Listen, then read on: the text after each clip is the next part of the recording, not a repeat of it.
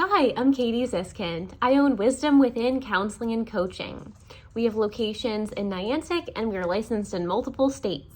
You can book your free phone consultation at wisdomwithinct.com. That's wisdomwithinct.com. In this video, we're talking about cross-dressing, which is under the umbrella of LGBTQIA+ specialties. We're LGBTQIA+ affirming, friendly, and educated therapists at Wisdom Within Counseling. So cross-dressing is typically when a male, someone who identifies as male, uses he, him pronouns, dresses in feminine clothing. So as a male, you might like the feeling of nylon stockings on your skin. You might like the feeling of wearing a bra, women's lingerie, underwear, a slip, skirt, dresses, long-haired wigs, makeup, fake eyelashes, mascara, lipstick, any of the above. If you're a male who likes to cross-dress, we would love to support you in building self-acceptance, overcoming societal fear-based messages about masculinity, and also help you in communicating and coming out to your partner and family members if you would like to do so about cross-dressing. Sometimes if you're a male, you've been hiding the secret of cross-dressing from your spouse.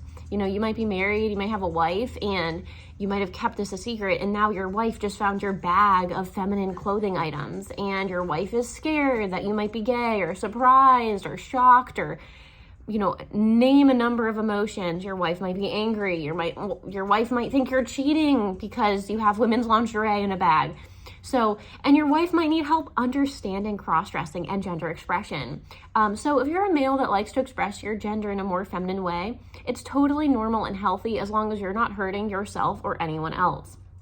So sometimes, if you're a man that likes to cross-dress, wear women's stockings, put on wigs, do a special hairstyle, you might like to go to a queer affirming restaurant, a gay bar, a queer LGBTQIA+ affirming location, a pride parade, a friend's house who also does this, or you might even be on a business trip hundreds of miles away from your hometown so that none of your friends and family who know you would ever see you and recognize you cross-dressing. You might be doing this on a business trip or on a vacation, or be kind of sneaking off to do this.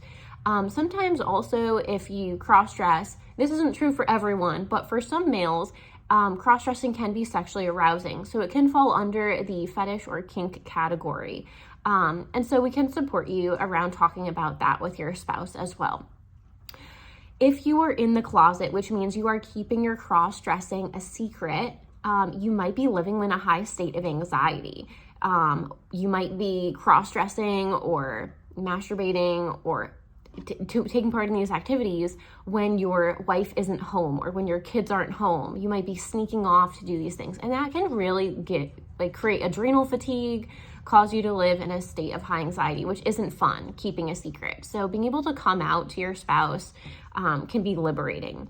As well, you may have already come out to your spouse. You may be a really honest person and have told your wife, hey, I'm into cross-dressing, and not gotten the reaction you hoped for. You may have thought, oh, your wife would be so chill, so relaxed. Nope, your wife is now surprised, shocked, angry, crying all the time, upset, not sure if she should stay in the marriage, confused, asking you hundreds of questions. So therapy, couples therapy with a focus on cross-dressing, can help your wife develop a sense of acceptance for you, understand the differences between gender identity, cross-dressing, which is a form of gender expression, sexual orientation, and relationship structure. So all of these things are separate spectrums. So cross-dressing is a form of gender expression. So some people like to wear long hair, some people like to have short hair, some people like to wear knee-high socks or ankle socks or makeup or no makeup.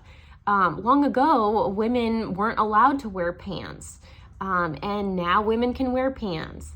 Gender expression has changed so much over the years, and people have been cross-dressing for hundreds of years. There was a time, and maybe even in certain countries still to this day, if a man cross-dresses, he could be thrown in jail, physically abused, punished. There are all these fears in our culture about being different. So And in our society, we grow up putting males and females in two distinct boxes, but it's really a spectrum. You know, sometimes a female wants to have short hair and she may still identify with she, her pronouns. You know, a male might have long hair. You know, they're all different aspects of gender expression that we can talk about in counseling, both individual counseling and couples counseling. Another aspect of cross-dressing that can come up in therapy is acceptance.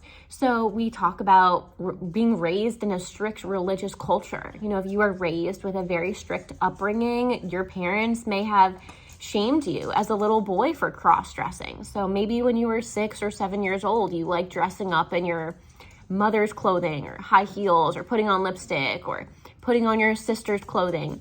And from a very young age, your dad punished you or may have physically abused you because you were expressing yourself in a more feminine way. So you learn to keep all of these feminine desires and feminine expression parts of who you are secret.